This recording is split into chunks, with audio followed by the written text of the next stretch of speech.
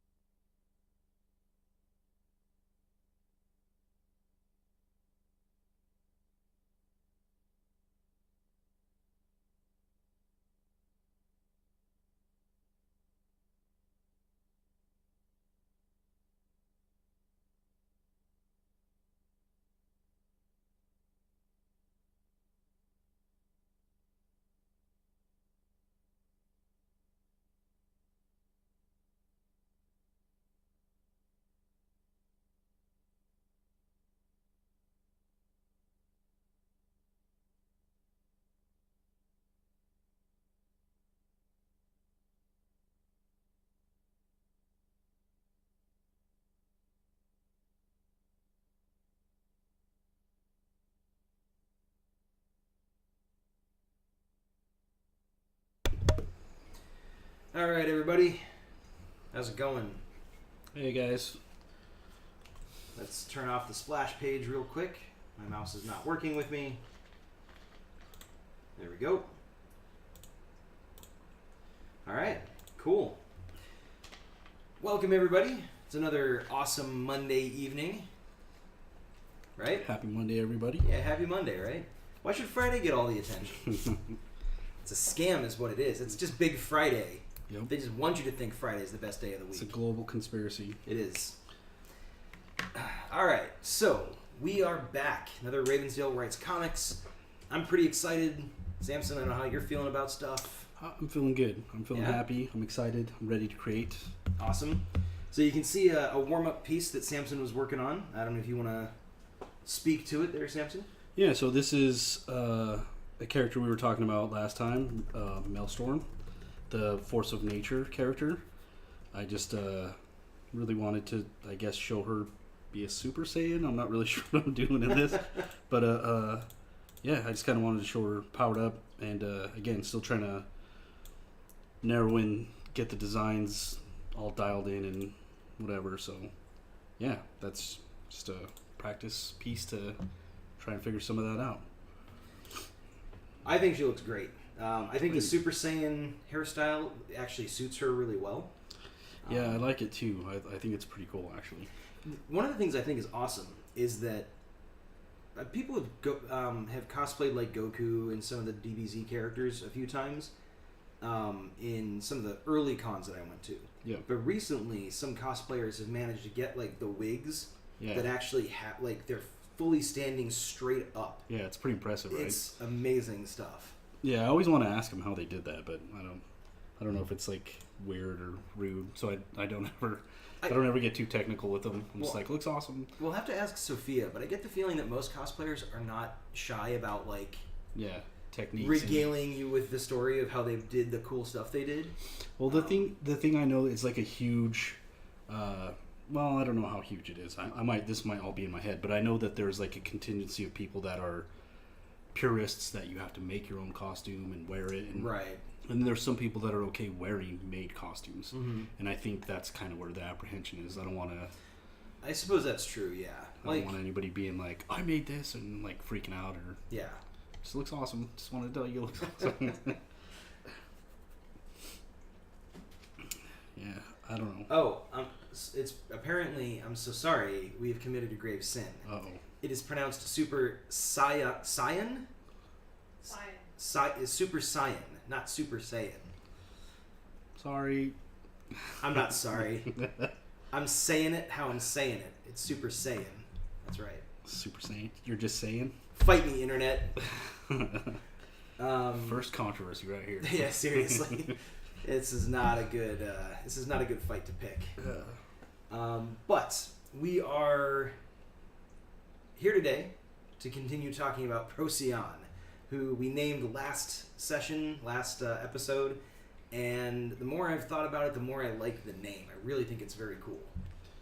Solid name. Yeah, it's perfect. So we're moving right along. Honestly, coming up with the names for superheroes, I think, is really one of the biggest struggles these days. Like, Stan Lee had it easy back when he was doing, like, Spider-Man and X-Men and stuff like that, because Cyclops hadn't been taken, Spider-Man hadn't been taken. Now you can't throw a stone without, like, hitting a superhero name that's already been used by someone somewhere. Yeah, so. That is true. He got in the game early, monopolized. He did, yeah. All right, so we're gonna skip down to. All right, we're on page 3, doing some dialogue, some panel descriptions, things like that. So that's what we're at right now. But we talked last time about how we were gonna kind of proceed with stuff, because it's a lot easier and quicker for me to write a page out than it is for Samson to draw a page out, even in his thumbnail format on the 3x5 card. Yeah. So how do you kind of propose this proceeds? So I think what I'm going to do today is I'm going to kind of show a breakdown of how I do one, just so people can see the process. But then I'll probably end up doing most of this work off camera. Okay. And like maybe next week I'll show you kind of how I clean up the pencils, and then maybe the following week how I kind of throw a little bit of ink on there. And then from there we can go into the blowing it up. Like I'll go step by step, but I don't want to wait. Like I'm going to keep moving forward. But I'll definitely show you all the steps of how I'm doing it, just in case you're curious. What I think would be kind of cool is if we basically, for the first few pages, we show the early stages of the process, right? Yeah. And then once we get into the later pages, like you said, kind of do some work off camera, kind of get some of the layout, thumbnail stuff done for the middle pages that we're working on, right. And then show the next part of the process where you're cleaning up the pencils, doing the ink and stuff like that, and then towards the end you can show, the blown up full detail version. Yeah, I mean, I definitely want to have interaction with people and have them be as involved as possible. Yeah. But I would like some of the story to be a surprise. So I don't necessarily want to show everything, right? Because I think that'd be kind of a nice reward for people. I can agree with that. So I think it'd be kind of cool for them to see the script evolve fully, but see highlights of the art. Like, so a couple pages from the beginning, a couple pages in the middle, and then a couple pages towards the end. Yeah. Just to kind of like show, again, each stage of the process that you do for your layouts and your drawing and all that stuff. Yep. Sounds good. Viewers, let us know if you think that's a cool idea. Let us know if there's something in particular you want to see, and we will see about incorporating it. But keep in mind, we are flying completely by the seat of our pants here. We've never done this before, so we may hit a couple stumbles along the way. Stumbles? That's not a couple hurdles along the way is what I was trying to say there. But we'll make it work. We'll work our way through it. So yeah, I'm gonna get my supervisor in here. Ravi. Ravi is a harsh but fair taskmaster. So Ravi is our little plush mascot we take around to conventions with us and stuff like that. He's He's pretty cute. He doesn't show up as well on camera here just because he's so dark compared to the light. Yeah. But yeah, there you go. He shows up a lot better on that camera. So he's the face of the company. he is. It's true. All right. So then, do you want to kind of focus on page 1, doing a little bit of layout there? I'll go ahead and pull it up, and I will work separately. Like you go ahead and keep talking. I'll keep talking. Okay. I'm just going to kind of focus in. I'm going to be looking off to. Or you got page 1 pulled up right there? I do, because I don't know if me having like page 3 up and talking about page 3 is going to throw you off. No, I think that'd be fine for everybody. Go ahead and do page 3 pulled up, and then talk, and then I will chime in too. I'm just going to pull page 1 up off to the side and kind of look at it. Gotcha. So just so everybody else kind of has some context for what page 1 looks like, here it is. The script is up on screen now, so that when Samson starts working, you'll be able to kind of understand what he's referencing back to. But here in a second, I'm going to scroll down to page 3 so that we can get working on the panel descriptions and the dialogue for that page.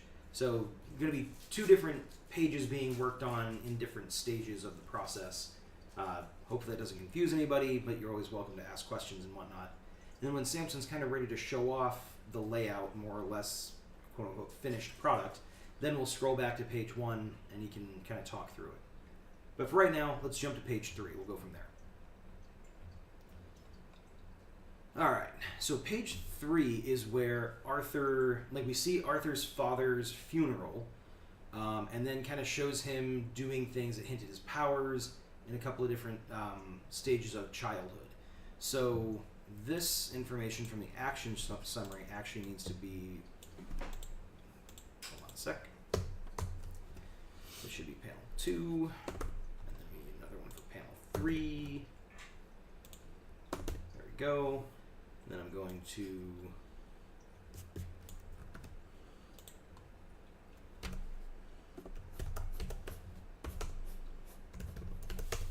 copy paste that there. And then I'm going to copy paste this here. Then we get rid of this. So, italicize that so it stands out a little more. All right, so ready to go. So panel 1, we indicated that there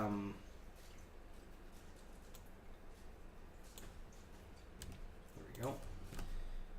So that's panel 1. The action summary for this page is actually going to be something a little bit more generic, a little bit more vague. So significant milestones in Arthur's early life. His father's death / funeral. Whoops, I misspelled death. That's what I get for typing too fast. His father's death / funeral. Emergence of his powers.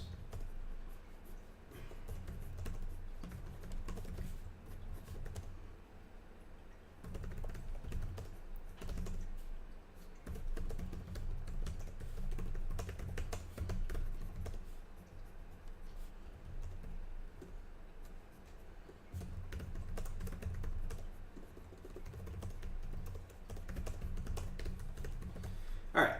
So just a quick description. So this is where we're going to see some of the significant milestones in Arthur's early life. So we see the funeral, we see his powers kind of popping off when he's young for whatever reason. We see his powers kind of activating again and slightly older, again for whatever reason. And then that's going to lead into page 4, which shows him trying to kind of consciously, intentionally use his powers for the first time and going a little bit overboard with them. So that's the progression that we're going for here. And we're cramming this all into just the first few pages because I'm going to throw just a tiny bit of shade. Unlike Spider-Man, we do not need to see this character's origin story unfold over the course of 2 hours 5 different times. So we're going to condense it all. We're going to make it very quick and seamless. We're sparing the origin story. I mean, fatigue. Yeah, exactly. We're just not going to beat it to death. That's right. all. I think when you get right down to it, most superhero origin stories are fairly not cookie cutter, but they've got a lot of very similar elements. Sure. Yeah. You've got the burgeoning powers, the stressful situation that causes them to kind of come out, wrestling with the moral implications of their powers and how they should be making best use of them. all those different elements. Right. So we're going to still kind of include those. We're going to give a little nod to them in passing, but we're going to jump right into the good stuff and show his first adventure. So that's the idea. But I don't know. So I'll circle back around to this when you're not in the middle of that, Samson. But I almost feel like we don't need to have dialogue in these 3 panels for page 3. I feel like they can just be visual storytelling. Well, should there be narration from the standpoint of him telling the story?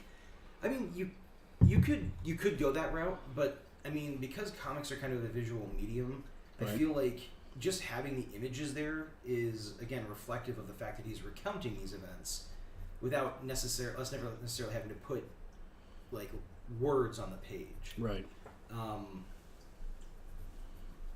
We'll talk more about it when you get there. Okay. I'm open to it either way. I feel like we could probably skip a little bit of work by doing it that way without losing any of the significance. Okay. Yeah, I'm not particularly for or against it. I'm just playing devil's advocate. Yeah. Throwing that out there.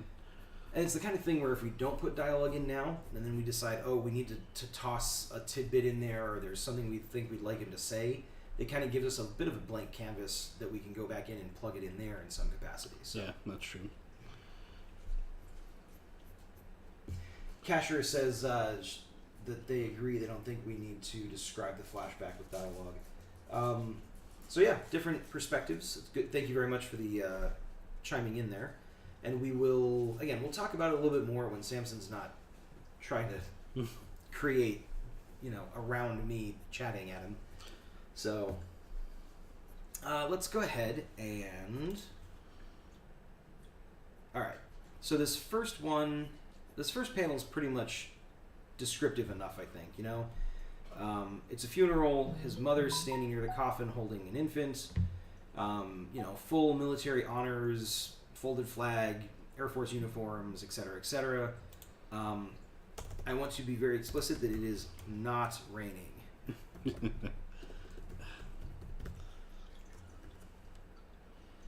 I think it's very much an overused cliche that, funerals always have to have rain.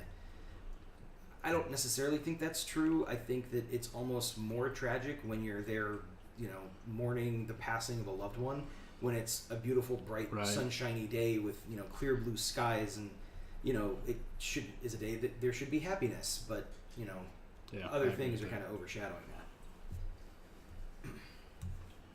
But that's panel 1. So panel 2 is going to have Arthur. He's pretty young.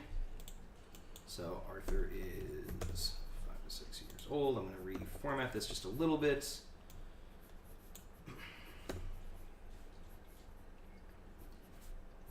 I kind of feel like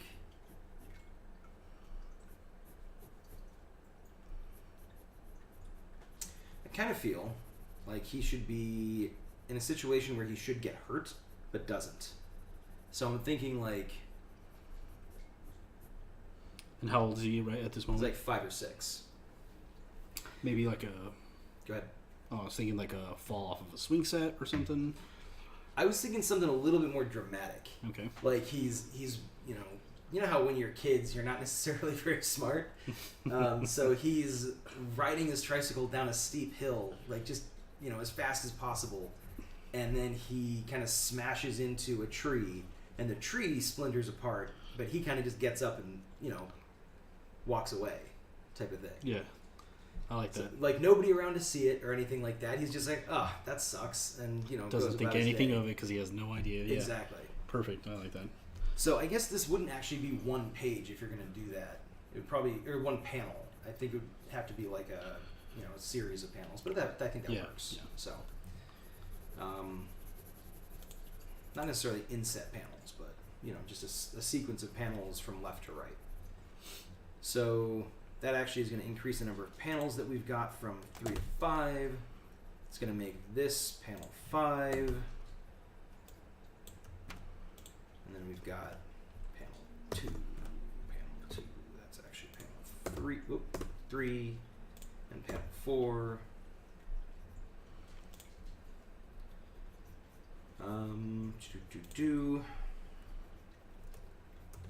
Panels 2 through 4. Horizontal sequence. Quarter of the page.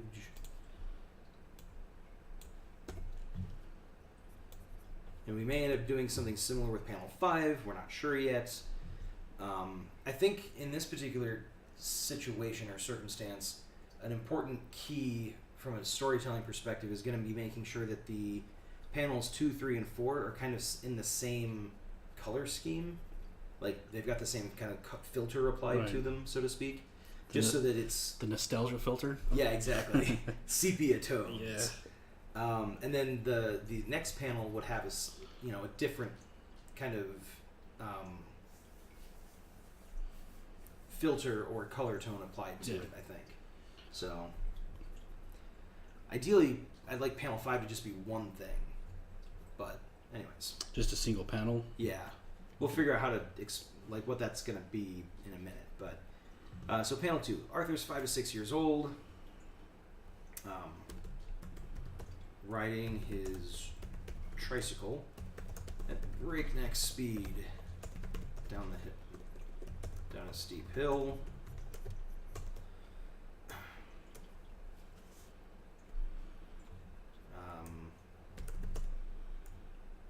His hair is whipping back. He is thrilled to be. I'm just gonna leave it at that. So there's that. Panel 3. Whoops. Panel 3 is gonna be him.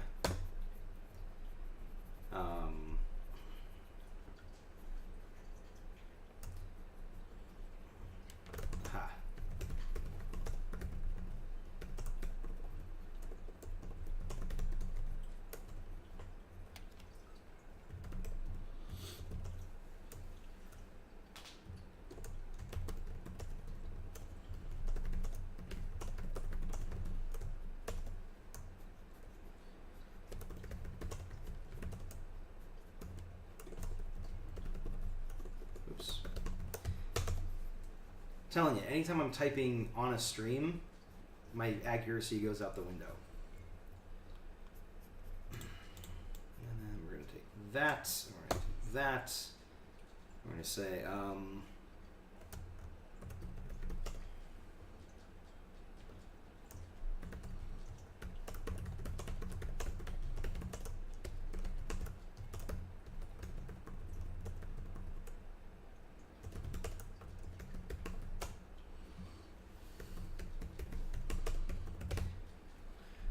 walks away from the broken, splintered tree and twisted tricycle flame.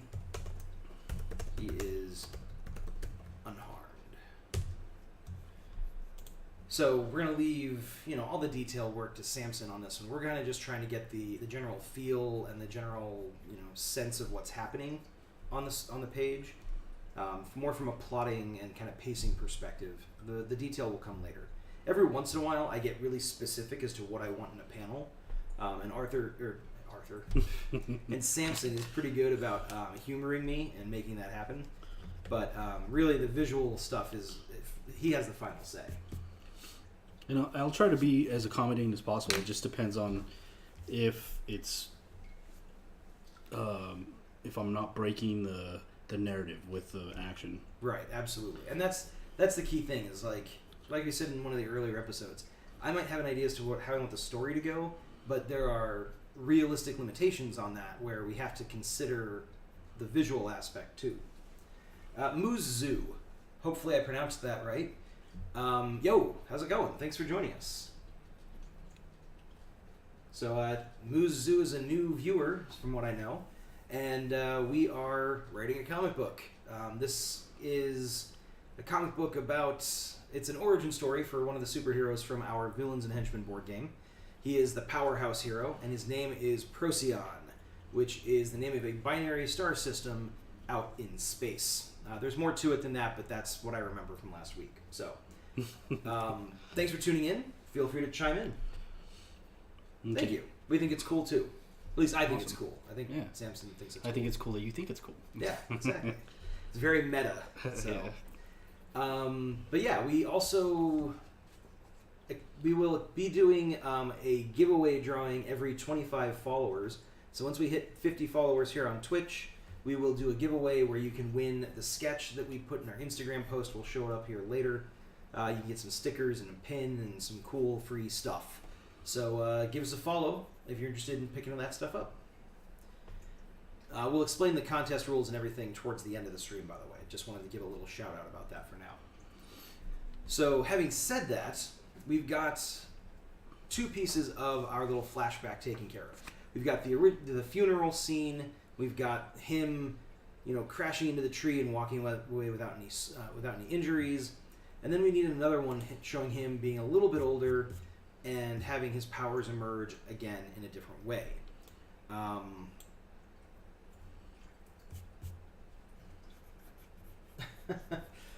Kashira, we appreciate your bias. It's not a bad thing in the slightest. So he's 10 or 11. At 10 or 11, what are you doing? You're a little bit more self-conscious. You're not quite a teenager yet, but you might be kind of starting to hit that age where you're paying attention to girls or boys or whoever you're into. But it's not full blown. So I don't think this is a romantic thing at this age.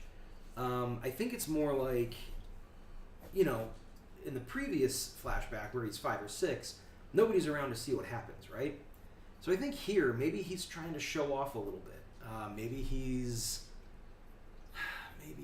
is... those hormones taking over. I can jump off that building. Let me show exactly. you. Yeah, totally. But it's got to be something that translates well visually. So his powers are pretty open, or pretty broad. He can do a lot of different things. For those of you who weren't here for the last couple of episodes, Procyon basically, or his real name is Arthur Rockwell Jr.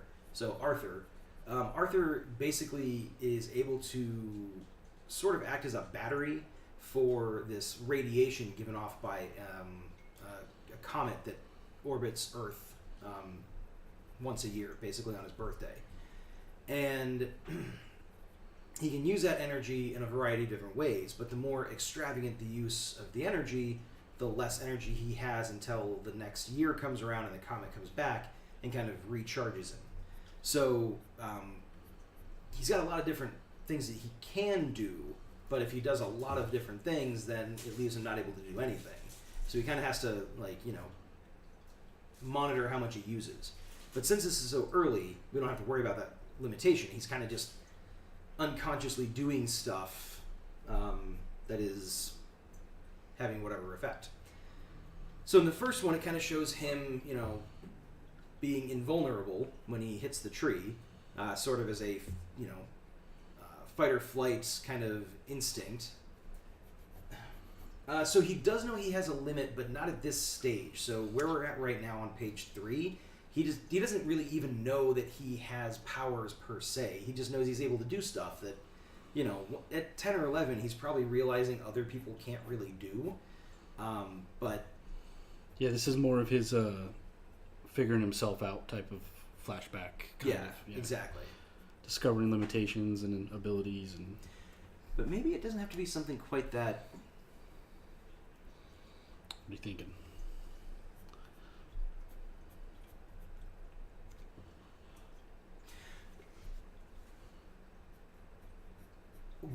Okay, so here's what I'm thinking. Let me know if this is something we could do.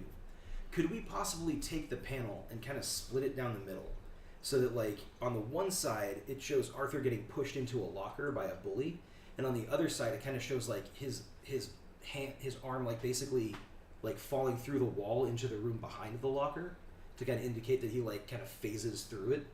Yeah, absolutely. Yeah, okay. That's very doable. That's actually pretty cool. I like that. I think that's kind of an interesting take on the bully aspect, causing stress, causing the powers to emerge. Right. Kind of subconsciously. So Muzu. Ravensdale Publishing, we are an aspiring board game design and publishing company.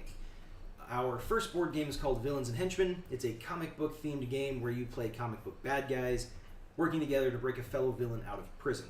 We've been showing the game off at a bunch of different conventions over the last few years. Had a couple Kickstarter attempts that didn't go so well, unfortunately. We're not great at marketing ourselves, so that's kind of what we're trying to do here.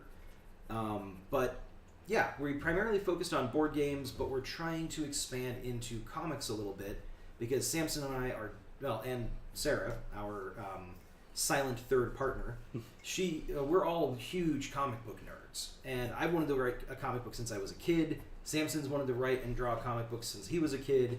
And Sarah has, I don't know if she's ever wanted to write or draw a comic book, and I know she's been reading comics for a long time. So that's kind of what we're doing here. We are ultimately looking to tie the comic book into the board game a little bit more heavily. So this is just one character that we are taking from the comics, or from the board game, and turning into the comics. We're going to do that more and more as we go. We've actually got backstories written for a dozen heroes, at least. At least a dozen heroes. Yeah. Plus the different villains and supporting characters and stuff like that. A good name. I had an idea like that called Ghettos and Gangsters. That's it. First off, I like the alliteration. You clearly have the right headspace for comics.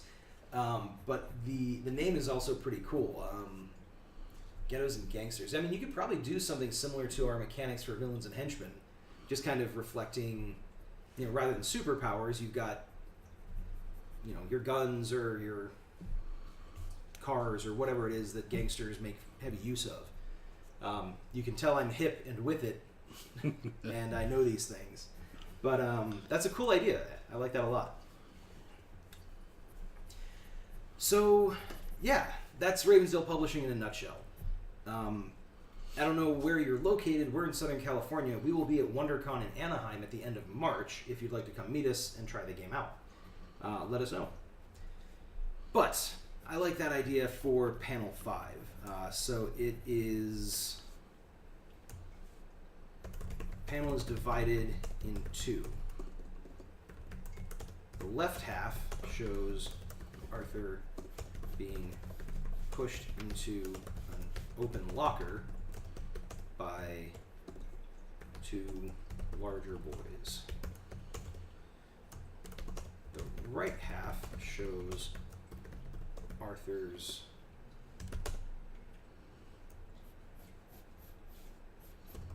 arm and leg passing through the back of the locker and into the room on the other side of the wall. So I think that's as detailed as I'm going to get with that, because that's a fairly intricate mental image that I have in my head, and I don't know what the perspective is going to be. I don't know if it's going to be his right or his left hand, kind of depending on what Samson thinks works best. I'm kind of imagining it being as like his left leg and hand, kind of like as him falling backwards, so that it can kind of show his face like to the camera, sort of. But then it's got to kind of make the locker kind of semi-transparent so you can see through. I don't know. I'm going to leave it to Samson. I got this. All right. I think I got an idea for it. And it could actually be either left or right. Just depends on which side he's getting shoved in from, I guess. I guess that's true, yeah. But definitely feature his face, half of his body falling through. I think I got an idea for how I can make that work. Okay.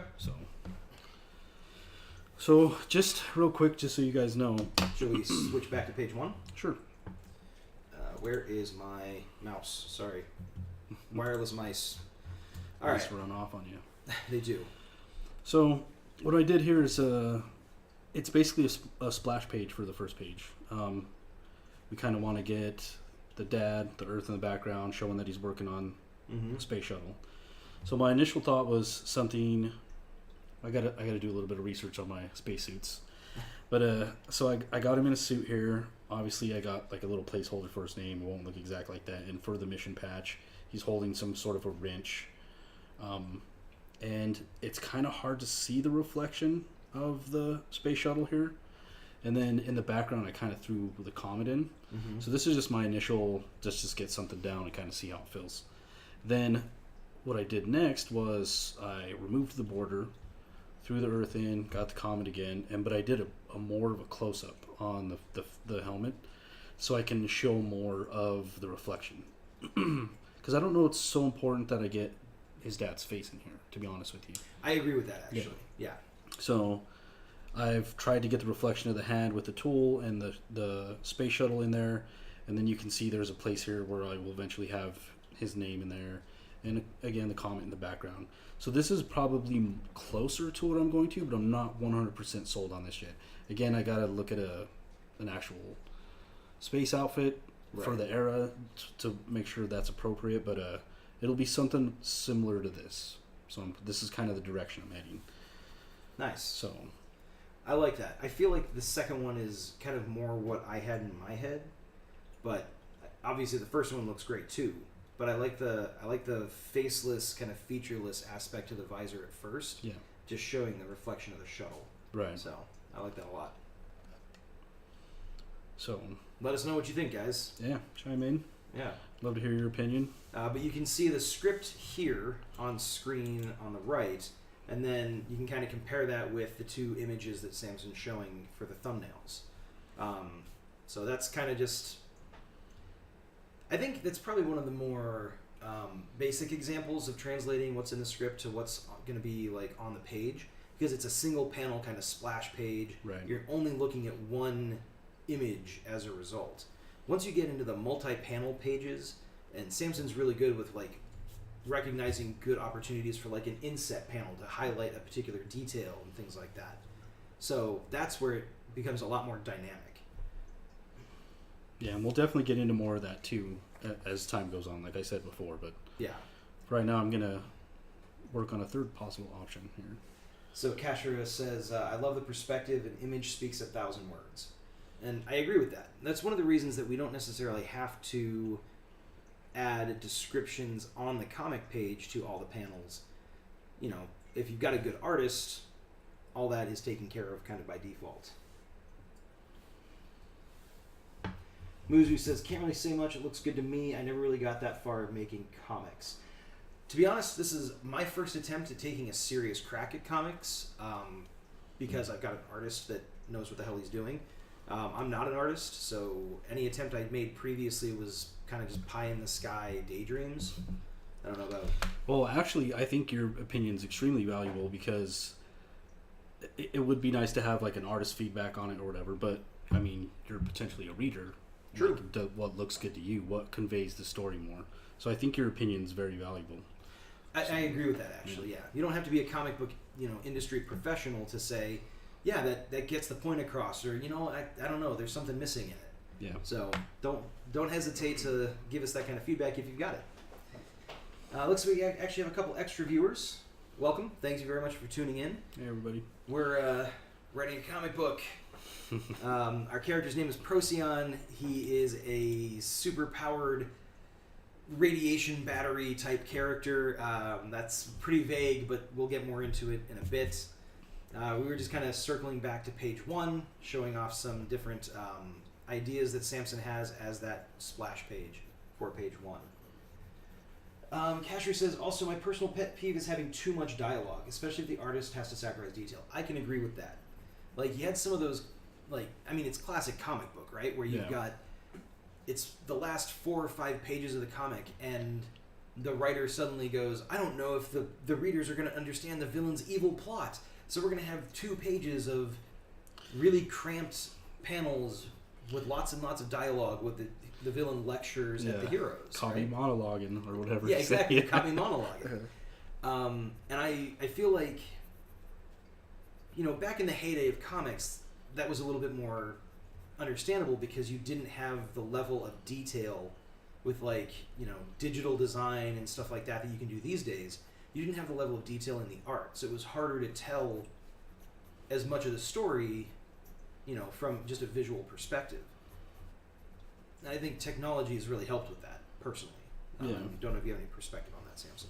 No, I mean, I would agree. I think sometimes, too, again, it does depend heavily on the art, but sometimes, too much, like, I hate to say it like this, but too much like word vomit, can kind of derail the story and just kind of take all the steam out of it. And I don't know. I'm weary of that too because it's possible to do that. So. Oh, it's very easy to do that. And actually, as a writer, I'm the one that has to be more concerned with that, like with not doing that to Samson, where he's like, okay, so Ben says that he wants the character to say this. How do I get that to fit in this panel with everything else that's going on? So it's kind of one of those elements of writing a comic book where you have to consider the visual aspect while you're writing it. Muzu says, I do like the index cards for the progress. I should do that for my work.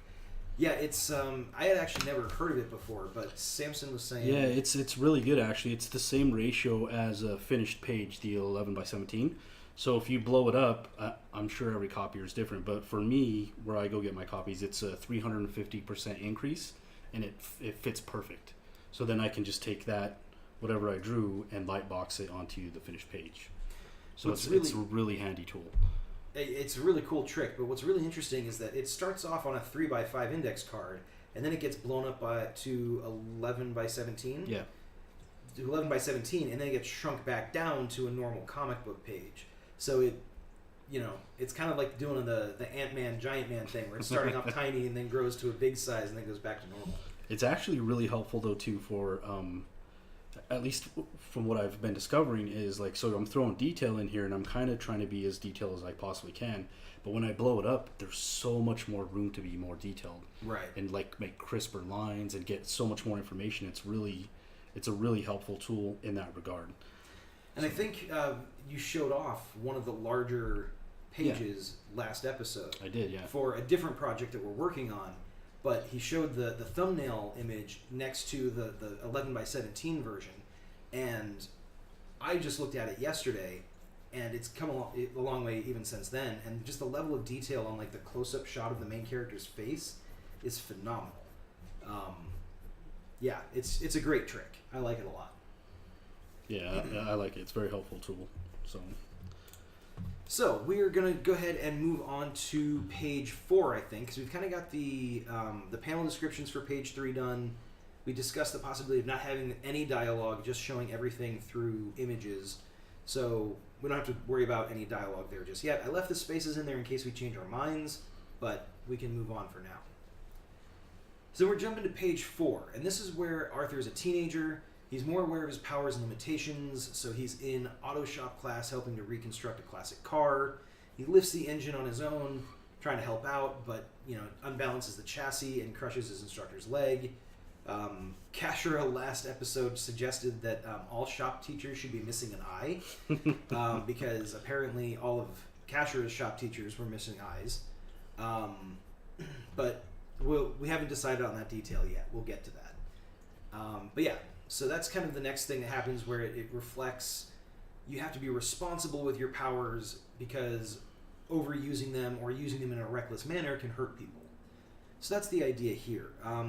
Again, this is a common element in a lot of superhero origin stories, but usually they're really dramatic, like over the top, where someone like blows up a building or something. And we thought that this was a little bit easier to kind of keep the secret identity a secret, but still shows that like even with the best of intentions, just a little bit of abuse of your power or use of your power without considering the consequences can still have, really serious ramifications. Kashura is still on the one-eyed shop teacher's bandwagon. That's funny. So yeah, we're going for kind of a 4-panel page here. I'm going to skip forward just for a second because I thought there was something else. Oh yeah, perfect. There's another scene in the next page that shows him trying to fly for the first time and, things not going so well for him. So I thought I remembered that. I just wanted to be sure I wasn't crazy. Because I think that'll be fun to kind of write through. But we've got 4 panels that we need to write up here for this page, so let's get cracking on that. And the number of panels thing is kind of arbitrary, at least at the beginning. I usually toss in what I think would make sense so that the pages don't get to be too monotonous. Like, you don't want to have a bunch of single panel splash pages in a comic book, but you also don't want to have, pages where it's always 3 panels in the same format or in the same kind of location, because it gets repetitive. Turns into a comic strip. Yeah, exactly. Basically, It turns into a Sunday comic strip, which there's nothing wrong with that. Calvin and Hobbes is probably the pinnacle of human art, but it's not necessarily ideal for what we're trying to do here. Muzu, good question. What kind of villains does the hero fight? So, we have a villain in mind, but just like any good comic book, there's the mastermind villain, and then there's the villain that the hero ends up, trading blows with. So, we introduced Maelstrom earlier today, or we showed her off earlier today. This is the kind of the mastermind villain for this particular comic, but she has kind of a lieutenant. We're not gonna reveal who that is just yet because we want it to be kind of a surprise. But although we have already dropped hints, which is kind of beautiful. That's true. We have dropped a couple hints. And it is a character from our Villains and Henchmen game, so anybody who's played that will recognize the character design. But for now, that's a secret. Excuse me, I'm gonna take a drink here really quick. So yeah, that's the idea. So that's a great question. Procyon's powers are very vague. They're very broad. Kind of on surface, flight, super strength, super speed. Let me show off the original character design from the board game. That's him right there. So this is kind of Procyon in his original inception for use in the Villains and Henchmen board game. But, he's got flight, he's got super strength, he's got level of invulnerability, he can project energy blasts and manipulate energy fields. But his powers go way beyond that because he can use the radiation he gets from this comet in a variety of different ways. He can phase, he can go invisible if he wants to, he can, pause time if he really wanted to do that. But everything he uses that's more, kind of flashy or extravagant or powerful drains him of this energy. And he only gets a recharge once every year when the comet comes back into near Earth orbit. So if he goes crazy like stopping time in order to do something, he's going to be relatively low on energy until the comet comes back around. So if he, uses all of his reserves, then he can't fight anybody else after that because he's just a normal human at that point. So he has to kind of be careful with the level of effort he puts into something. And one of the reasons we did that is because we want characters to be able to fit into a team. And I'm going to use this comparison. You got Superman, who he's Superman. Everybody knows who Superman is. We know what he's capable of. He can do pretty much anything he wants. Like, he may not be able to stop time, but he can, according to the movies, he can, rotate the Earth backwards to reverse time. Donner Superman can stop time. Yeah, but he doesn't really need a team. He doesn't need the Justice League. Yeah, they make a passing attempt at being like, well, he can't be everywhere at once, but he's fast enough he kind of can, almost. So this guy is meant to be more like team-oriented, where he recognizes that he's got a limited amount of energy that he can invest in any one particular emergency. So he kind of delegates a lot of stuff to his team members. Like, hey, there's someone that took a bank full of people hostage. I could go deal with that, but I think I'm going to kind of maintain my reserves of energy, and I'm going to send a couple heroes who are better suited to that task. Whereas he goes and he, stops the alien armada from bombarding Earth or whatever. Like, he does the bigger scale stuff. But even there, he can't go hog wild. So he's got to work with a team of equally powered heroes, more or less. So yeah. Anyways, that's the idea behind the character. So, having said that, so he lifts the engine. Okay, cool. So in panel 1, oops, let's take that off. Bold, Arthur leans over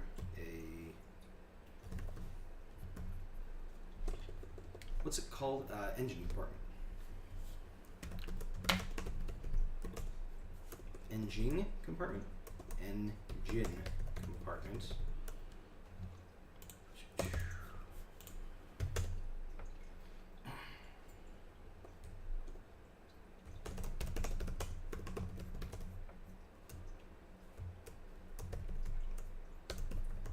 oil stained jeans.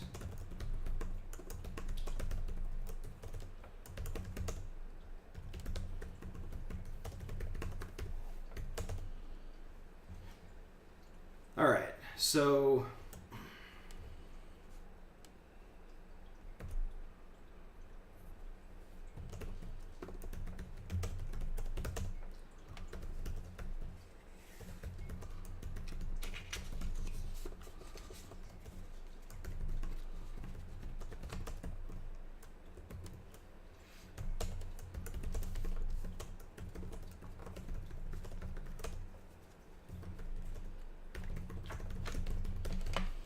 whoops.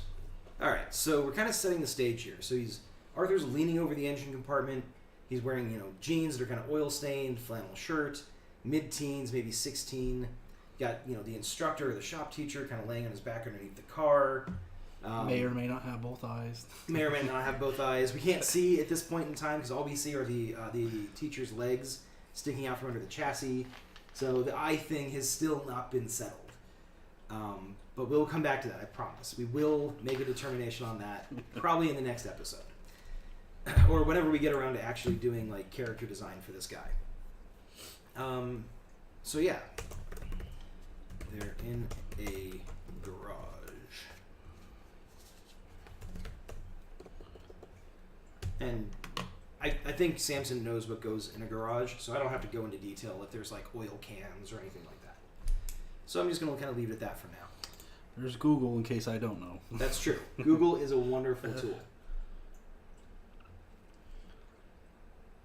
At some point, too, I will... No, Kashira. I'm not even going to acknowledge that. I don't know if I want to know. At some point, too, I will... probably more when I'm doing a bigger, like the blown up page. Mm-hmm.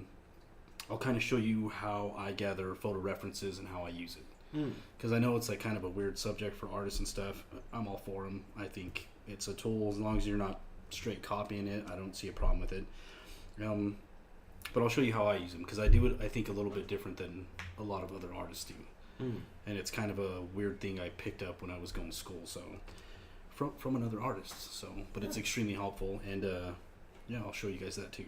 So, is it the idea that you're using a photo reference at all? That some people actually do have a problem with that. It's really weird, but I don't see why. Most professional artists do that.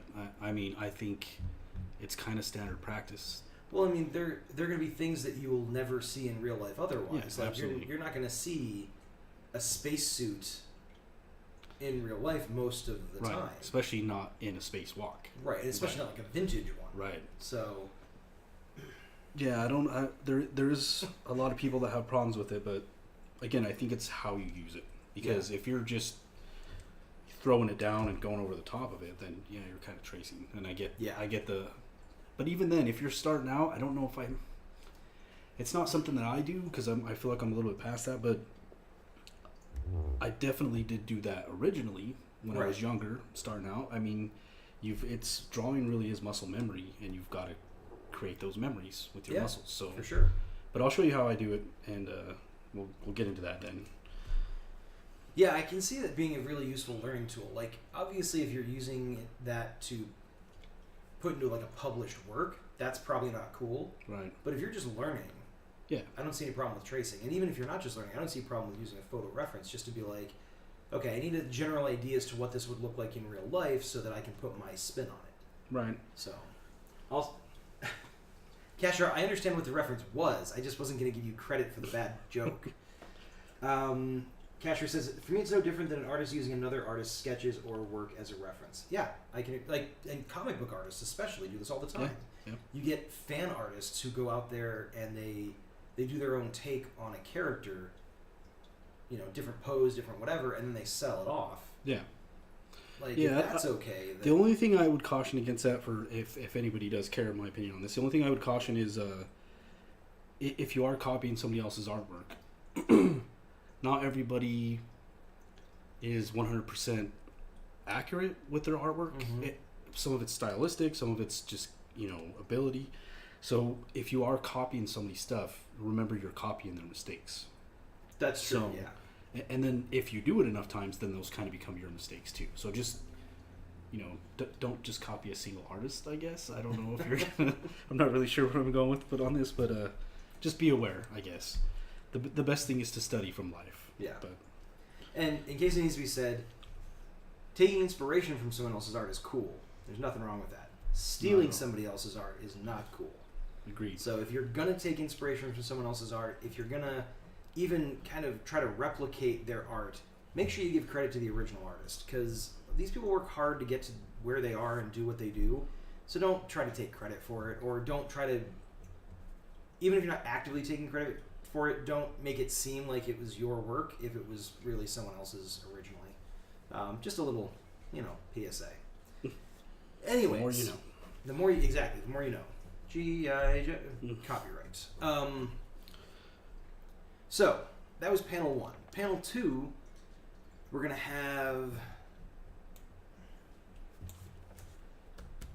call the teacher One Eye for the moment until we figure out an actual name for him. He's going to say...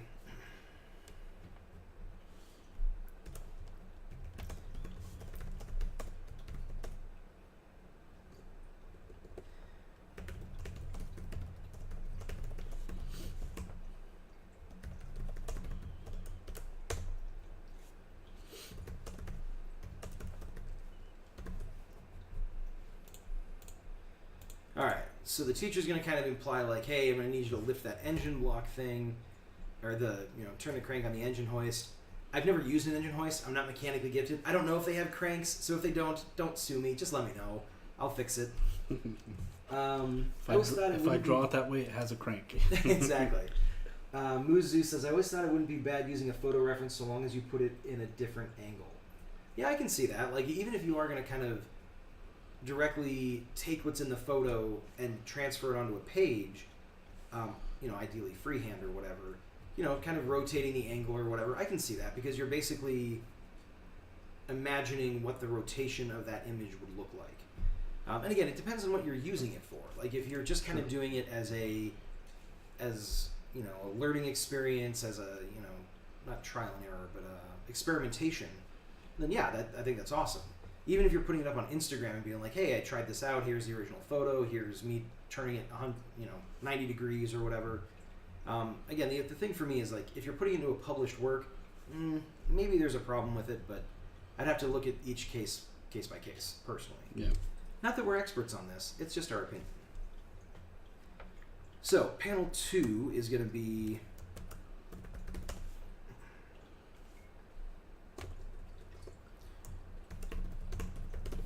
the perspective is going to be looking up through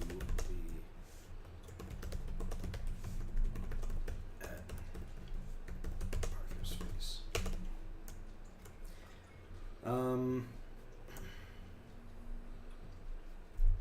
Actually, so this is one of those situations where I should probably check with Samson before I'm like, yeah, this is definitely going to be in there. How complicated would it be to do a perspective shot from the teacher's perspective, looking up through the engine compartment at Arthur, kind of like through gaps in some of the... because that's a lot of mechanical components and stuff like that. Actually, that actually might simplify it a little bit, just because whatever's closer up, there's not a whole lot of light down there. Yeah. So it could kind of work as a framing system. I think that would be a really cool shot, though. Okay. Yeah, definitely. And just kind of because his face will be kind of brightly Right. lit, Yeah. but everything between him and his face is going to be kind of just vague outlines because there's limited light. Okay. Yeah, I think that would be a cool shot, actually. All right. Kashra, One Eye is just it's just an alias for the time being. It's a working title. Although I get the feeling we're probably leaning further and further in the direction. It's committed on. It's on paper. Dang it. I put it in there as a shorthand. Try to make my life easier. But well played. All right, fine. He's got one eye. Let's see. Looking through the engine compartment at Arthur's face. I don't think we even need to put anything more into that. That's, Arthur's face is well lit, but the engine compartment is darker and comprised of vague shapes and outlines. There we go. I don't think we need any more dialogue than that.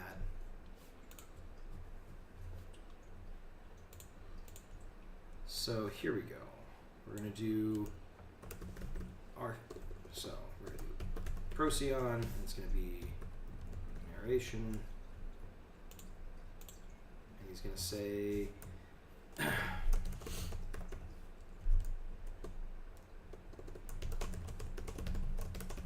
First, use my powers intentionally. So he says, I was sick, you know, he's just kind of, again, the idea with this one is that, and Samson came up with this idea back in like the first episode. Procyon is basically kind of narrating his origin story to the team that he is kind of just meeting. So at the end of this issue, you're going to see the group of people that he's kind of telling all this stuff to. And then we're going to go into the next origin story from one of the other heroes that's in this meeting, and they're going to go through and kind of do a similar format. So you're basically seeing Procyon explain like himself as a hero to a group of other heroes that he's teaming up with for the first time. So that's the idea behind this. Casher says, hey, he could be a villain down the road. Maybe. I mean, technically leaving it open like that, yeah, it's his perspective. It's a skewed, biased perspective. Yeah. Sure, but I mean... It's one of those things where sometimes those little throwbacks coming back into play later can be really cool, but sometimes it's a bit overdone. Like, it doesn't all have to be an interconnected universe and everything like that. But, again, having that open as a possibility is great, because if we're like, hey, we want to do something with Procyon, we want to pull something that's going to be kind of personally significant to him, maybe we can grab this character and have him come back as a villain.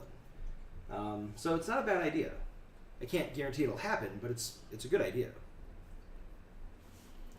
So, all right. So that was panel 1, or panel 2. We're going to do...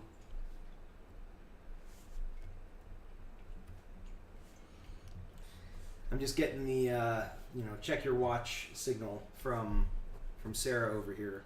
So we are at an hour and 3 minutes. I'm gonna finish up this panel real quick, and then we're gonna loop back to Samson for what he's working on. But I just want to finish up this panel real quick. So Procyon, again, narration.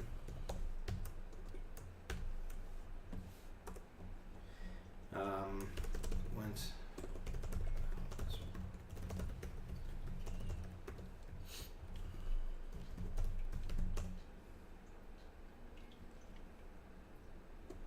No.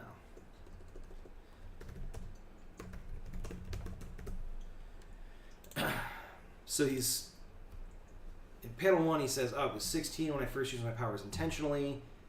The next panel, his teacher says, "I'm going to need you to turn the crank on that engine hoist when I say so." Then in the third panel, Procyon's narrate again and says, "It went about as well as you would expect." And then kind of the explanation here on the panel itself. I think Casher might be offended that we didn't go with the idea to make him a villain. I'm not saying it won't happen. It's just not a guarantee. Let's see. Panel 3 is going to be Arthur grabs the hoist chain and pulls. The engine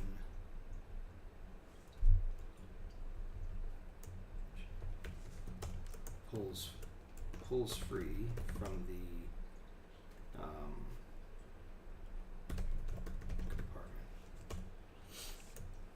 unbalancing the chassis.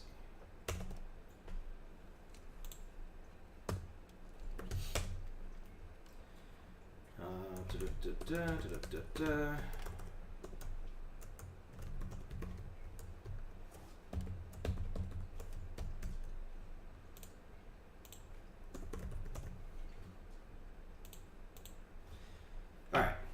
So we got that panel done. We'll finish up panel 4 on this page in the next episode, but you basically get the idea.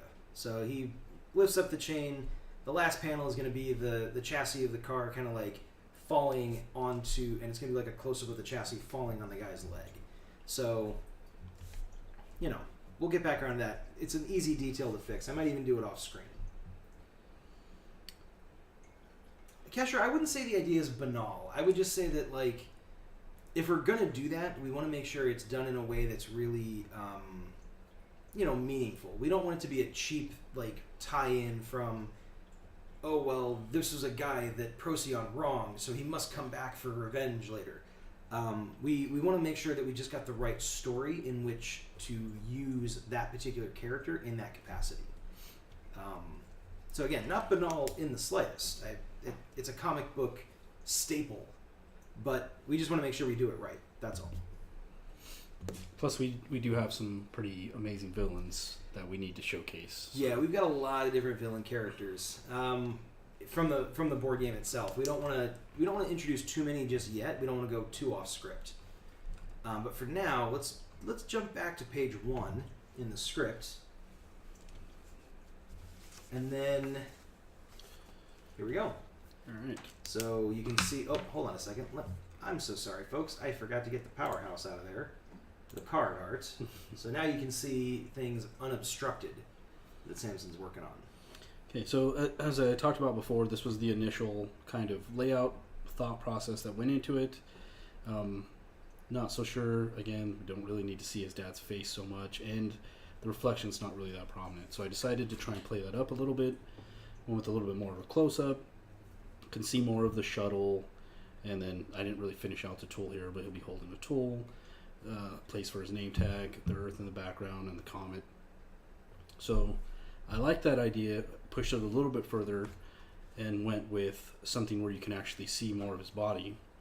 The Earth in the background, the comet again. Really played more with the reflection here, so you can see more of the... Let me erase some of the pencil that's here. So what I did is I actually went in with just like a regular, like a Bic pen. This is a Zebra Z-Grip, and just kind of inked over what I penciled. So I got more of the shuttle in there. You can see like the bay doors are open. You can see a close-up of a hand here with the tool in it, his name tag, the hoses and stuff. Again, not really sure about the whole spacesuit thing. I got to look up a reference for that, but this is more, I think, in line with what I'm seeing visually. So that's awesome. Can you hold it up maybe just a little bit more to the camera? Absolutely. That's a little bit better. Drop it down just a tiny bit. Yeah, there you go. That's awesome. I love that. I think that looks great. And I don't necessarily even think that the real world design of the spacesuit has to be incorporated too much into it, just because Agreed. Comic book science and stuff like that. Maybe Right. they had a different. Yeah, I just want to make sure I'm not eventually somebody will look at it and be like, this is wrong. This guy he couldn't live in space if this thing wasn't. So I just want to look at it for technical reference more than anything. I can understand that. But yeah. Casher says that looks really good, and I have to agree. Thank I you. think it looks great. Thank you. I love the reflection in the face in the visor, and I love so at the top, just above the visor, it looks like there's like hash lines. That's almost like reflection of light off of it. Yeah, it's like a shading thing, and it might end up being like a fuller visor. So you got to remember too, when I blow this up, this is 3x5 or whatever, 3.5x5. When I blow it up to 11x17, this visor itself is going to be like a good 4 or 5 inches. Yeah. So it's going to be really big. I can get tons of detail and stuff in there. And I'll probably end up doing some kind of a dramatic lighting where, I don't know if it'll be backlit, but there'll definitely be a lot of blacks on the suit in either left, right, or front, depending on where the sun's at. So, yeah, I mean, that's kind of just a frame of reference for that, but for me, but... Nice. That's awesome. I think it looks great. I think it's going to be a great kind of lead into the issue. And I don't know about you, but this might be kind of dumb, but I love comic books that start off with like the first page being like a full page splash thing with like It's whatever's going on. Yeah, it's like, it's kind of, I mean, not all of them do it. Right.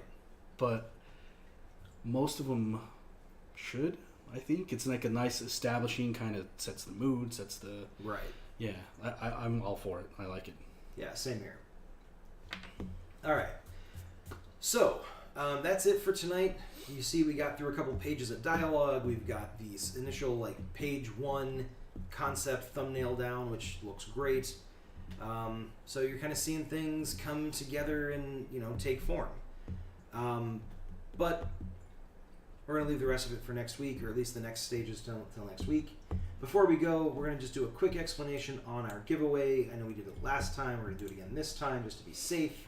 So we're going to do a drawing every 25 Twitch followers. Our first one is going to be at 50. You can earn tickets for the raffle by following us on Twitch.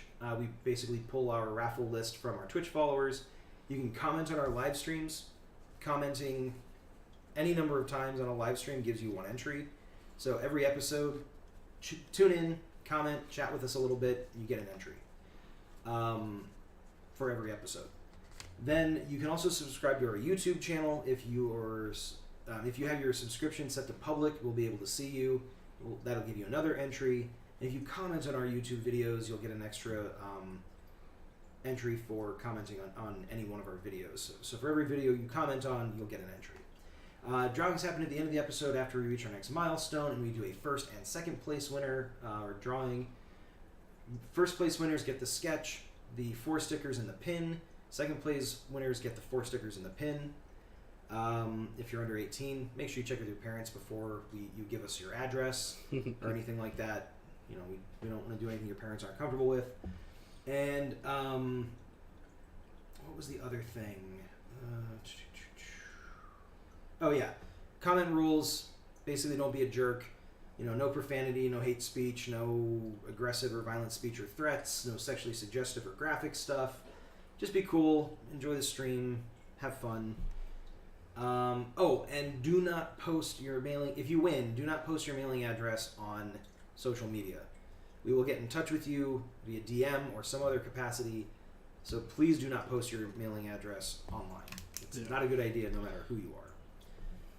But having said that, we haven't quite hit 50. We're up to 39, so we're 11 away. So if you were watching tonight, please give us a follow. We would greatly appreciate it. Tell your friends about it. And hopefully we'll get to that 50 followers giveaway sooner rather than later. Yeah, I agree. And so the piece that you'll be able to win is that Maelstrom sketch that Samson showed off at the very beginning. So I can pop back up really if quick. you're a fan of the villains, she's up for the giveaway.